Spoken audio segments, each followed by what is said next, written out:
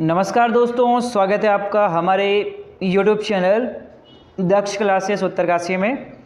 जैसा कि आप लोगों को पता है कि हम लोगों ने एक श्रृंखला शुरू करी है विज्ञान के लिए, एलटी विज्ञान के लिए, प्रवक्ता जीव विज्ञान के लिए, फॉरेस्टर के लिए और उद्यान अधिकारी, जितने भी विज्ञान वर्ग के छात्र होते हैं उनके लिए हम लोगों ने एक श्रृंखला शुरू करी है जिसमें हम लोग प्रतिदिन 20 क्वेश्चन 30 क्वेश्चन देखते हैं जो आने वाले एग्जाम के लिए महत्वपूर्ण होते हैं। इसी प्रकार की श्रृंखला में आज हम लोगों ने एक दूसरी श्रृंखला स्टार्ट करी है जिसका पहला क्वेश्चन आपके पास रहेगा, गाजर का लाल रंग मौजूदगी के कारण होता है। यानी कि जो आपके पास कैरेट होता है उसका लाल रंग होता है। ऑप्शन है क्लोरोफिल के कारण, ऑप्शन है फाइकोसाइनिन के कारण, ऑप्शन है फाइकोरेथ्रिन के कारण, ऑप्शन है कैरोटीन के कारण। आपको 4 ऑप्शन दिए गए हैं तो इसका जो सही आंसर होगा वो हो जाएगा कैरोटीन के कारण गाजर का लाल रंग होता है। रेड कलर ऑफ, यानी कि जो रेड कलर का पिगमेंट होगा कैरेट्स में वो आपके पास हो जाएगा कैरोटीन्स। अगला क्वेश्चन हैगा, पपीते में पीले रंग का कारण होता है। यानी कि आपके पास येलोविश कलर का जो पिगमेंट होगा पपाया में वो आपके पास कौन सा रहेगा? पेपेन रहेगा, लाइकोपिन रहेगा, कैरिकोजेंथिन रहेगा, कैरोटीन रहेगा। सिमिलर क्वेश्चन पिगमेंट से रिलेटेड, तो इस क्वेश्चन का जो सही आंसर रहेगा वो रहेगा कैरिकोजेंथिन। ये जो पिगमेंट होता है इसके कारण आपके पास पपाया का येलो कलर होता है। तीसरा प्रश्न श्रृंखला का रहेगा, प्रोटीन संश्लेषण में निम्न कोशिकांग में किन की भूमिका सबसे अधिक होती है? यानी कि प्रोटीन का संश्लेषण जो होता है, प्रोटीन सिंथेसिस, पहला है लाइसोसोम और उसके साथ पेयर्स करके जोड़े के रूप में दे देगा सेंट्रोसोम, दूसरा है ईआर एंड राइबोसोम, तीसरा है गोल्जी उपकरण एंड माइटोकॉन्ड्रिया, चौथा है lysosome and mitochondria. Question number तीसरे का सही आंसर हो जाएगा endoplasmic reticulum and ribosome also called as protein factory of cell. आपको पता है एंडोप्लाज्मिक रेटिकुलम की 2 कैटेगरी होती है। रफ एंडोप्लाज्मिक रेटिकुलम के सरफेस पर पाए जाते हैं राइबोसोम, और राइबोसोम होते सेल के आपके पास प्रोटीन की फैक्ट्री। अगला प्रश्न रहेगा, निम्न में से कौन सा एक मूल तत्व पत्ते के हरे वर्णक में स्थित होता है? तो ये आपके पास हो जाएगा आंसर मैग्नीशियम। अगला प्रश्न रहेगा 5वें नंबर का प्रश्न, अंतः प्रद्रव्यचारिका यानी कि एंडोप्लाज्मिक रेटिकुलम की सतह पर उपस्थित होने के कारण वह रफ होती है। गोल्जी बॉडी, लवक, लयनकाइट, राइबोसोम। तो आपको पता है एंडोप्लाज्मिक रेटिकुलम की सतह सरफेस रफ होती है due to the presence of ribosome. इसी कारण ये आपके पास क्या करते हैं, प्रोटीन का निर्माण भी करते हैं। श्रृंखला का अगला प्रश्न 6वें नंबर का प्रश्न रहेगा, निम्नलिखित में से कौन सा टमाटर के लाल रंग के लिए उत्तरदायी है? Responsible due to the colour of red in tomato. तो आपके पास पहला ऑप्शन है कैरोटीन्स, दूसरा बीटा कैरोटीन्स, दूसरा एंथोसायनिन, तीसरा लाइकोपिन, चौथा नन ऑफ दिस, इनमें से कोई नहीं। तो छठे प्रश्न का जो आपके पास आंसर रहेगा वो हो जाएगा, छठे प्रश्न का जो आपके पास आंसर रहेगा लाइकोपिन के कारण टमाटर का लाल रंग होता है। श्रृंखला का 7वां प्रश्न आपके पास रहेगा, निम्न में से कौन सा कोशिकांग यानी कि सेल ऑर्गेनेल्स पादप कोशिका में पाया जाता है किंतु जंतु कोशिका में नहीं पाया जाता? Which organelles present in plant cell but absent in animal cell? तो इसका आंसर हो जाएगा, बहुत सिंपल सा क्वेश्चन, आंसर हो जाएगा आपके पास पहला क्लोरोप्लास्ट। अगला प्रश्न रहेगा 8वें नंबर का प्रश्न, पादप में प्लांट में उपस्थित कोशिका भित्ति यानी कि सेल वॉल निम्न में से किससे निर्मित होती है? पहला ऑप्शन प्रोटीन, दूसरा ऑप्शन कार्बोहाइड्रेट्स, तीसरा ऑप्शन सेल्यूलोज, चौथा ऑप्शन डी यानी कि BNC। तो श्रृंखला का जो 8वें नंबर का प्रश्न है उसका आंसर हो जाएगा सेल्यूलोज से बनी होती है। 9वें नंबर का प्रश्न, पादप कोशिका में सबसे बड़ा कोशिकांग होता है? Which organelles is largest in the cell, plant cell? तो आंसर आपके पास हो जाएगा, ऑप्शन हो जाएंगे केंद्रक, लवक, गुणसूत्र, गोल्जी बॉडी। तो 9वें का प्रश्न आपके पास हो जाएगा पहला, केंद्रक पादप कोशिका का सबसे बड़ा अंग होता है।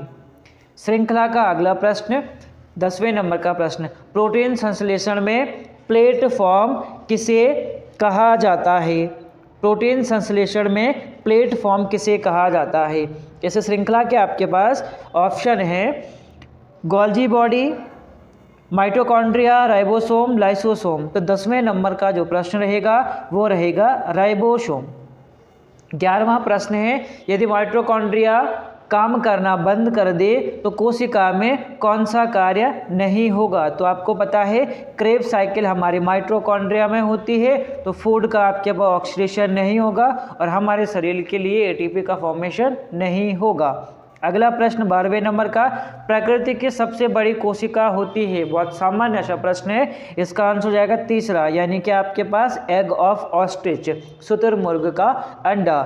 13वें नंबर का प्रश्न रहेगा, कोशिका में निम्न में से कौन सी पाचन थैली कही जाती है? Which one of the digestive bag of the cell? पहला Golgi body, mitochondria, ribosome, lysosome. तो आपको पता है जो हमारे कोशिका का कौन सा वाला ऑर्गन लाइसोसोम होता है, ये आपके पास क्या कहलाता है? पाचन थैली, डाइजेस्टिव बैग, क्योंकि इसमें हाइड्रोलिटिक एंजाइम्स पाए जाते हैं। श्रृंखला का अगला प्रश्न, निम्न में से कोशिका नियंत्रण केंद्रक कौन सा है? तो बहुत साधारण सा प्रश्न है कि जो हमारा केंद्रक होता है वो कोशिका को यांत्रिक अवलंबन, मैकेनिकल सपोर्ट प्रोवाइड करता है और साथ में आपके पास हो जाएगा नियंत्रक केंद्र भी हो जाएगा, कंट्रोल यूनिट। अगला प्रश्न, कोशिका का सबसे छोटा कोशिकांग कौन सा होता है?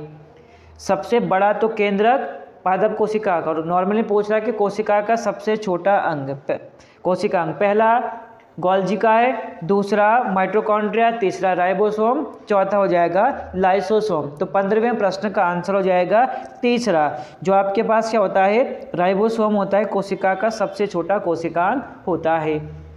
अगला प्रश्न है, वसा का संचयन कोशिका का कौन सा अंग करता है? Which organelles store the fat? तो यानी कि आपके पास कौन सा अंग वसा का क्या करता है? संचयन करता है। तो सिंपल सा आंसर हो जाएगा आपके पास जो आपके पास गोल्जी बॉडी होती है, गोल्जी बॉडी आपके पास क्या करती है? वसा का संचयन करती है। अगला प्रश्न है, फ्लोएम में सहचर कोशिकाएं किसमें पाई जाती है? Companion cell. तो आपके पास आंसर हो जाएगा जो आपके पास आवृतबीजी पौधे होते हैं इनमें पाया जाता है। 18वें नंबर का प्रश्न है, फलों और बीजों को विभिन्न प्रकार के आकर्षक रंग कौन प्रदान करता है? तो हम लोग पढ़ते हैं प्लास्टिड। तो प्लास्टिड की होती है अलग अलग कैटेगरी, क्रोमोप्लास्ट, क्लोरोप्लास्ट, ल्यूकोप्लास्ट। तो क्रोमोप्लास्ट, क्लोरोप्लास्ट, ल्यूकोप्लास्ट में कलरलेस है ल्यूकोप्लास्ट, जो प्लांट के रूट्स में होगा। क्रोमोप्लास्ट जो फ्लावर को कलर प्रोवाइड करवाएगा, और जो क्लोरोप्लास्ट वो प्लांट को ग्रीन कलर। तो यानी कि आपके पास क्रोमोप्लास्ट यानी कि दूसरा इसका आंसर हो जाएगा। अगला प्रश्न 19वां प्रश्न, निम्न में से कौन सी कोशिका अंग केवल वनस्पति कोशिका में उपस्थित होती है? Which organelles found only in plant cell? तो पहला ऑप्शन है माइटोकॉन्ड्रिया, सूत्रकणिका, सेकंड है सेल वॉल, तीसरा है सेल मेम्ब्रेन, चौथा है आपके पास रिक्तिका। तो यानी कि जो आपके पास केवल प्लांट सेल में पाई जाएगी। तो 19वें का प्रश्न आपके पास हो जाएगा सेल वॉल, क्योंकि हम लोगों को जनरली पता है जो आपके पास वैक्यूल्स होती है, भले वो भी आपके पास कहाँ पर होती है? केवल प्लांट सेल में, लेकिन आपके पास एनिमल सेल में वैक्यूल्स को हम लोग क्या बोलते हैं? टोनोप्लास्ट कहते हैं। कंपेरिजन आपके पास स्मॉलेस्ट साइज के होते हैं। अगला प्रश्न 20वां प्रश्न, निम्न में से किसको कोशिका का शक्तिग्रह, पावर हाउस? तो आंसर आपके पास हो जाएगा माइटोकॉन्ड्रिया। बहुत कॉमन सा क्वेश्चन है। अगला प्रश्न है, एकल कोशिकीय प्राणियों में जीवन के समस्त जैविक क्रियाएं जो पाचन, श्वसन और जनन कितनी कोशिकाओं द्वारा किए जाते हैं? तो हमें पता है कि यूनिसेलुलर में आपके पास सिंगल सेल द्वारा ये सारे के सारी एक्टिविटीज कंट्रोल होती है। तो 21 का आंसर हो जाएगा पहला। 22वां नंबर है, निम्न में से किस कोशिकांग को एटम बम कहा जाता है? यानी कि आपके पास एटम बम किस ऑर्गेनल्स को कहते हैं?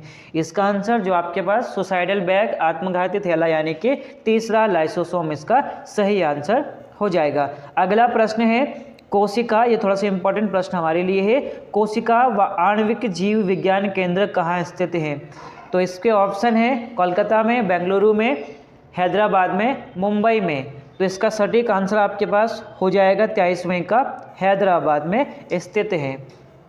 अगला प्रश्न है 24वां प्रश्न, सेल नाम किस जीव वैज्ञानिक ने सर्वप्रथम दिया था? तो इसका आपके पास आंसर हो जाएगा पहला, रॉबर्ट हुक ने दिया था। श्रृंखला का अंतिम प्रश्न है, निम्न में से किसे जीवन का भौतिक आधार माना जाता है? यानी कि जो आपके पास जीवन का भौतिक आधार होता है। श्रृंखला के 25वें प्रश्न के ऑप्शन है कोशिका भित्ति को,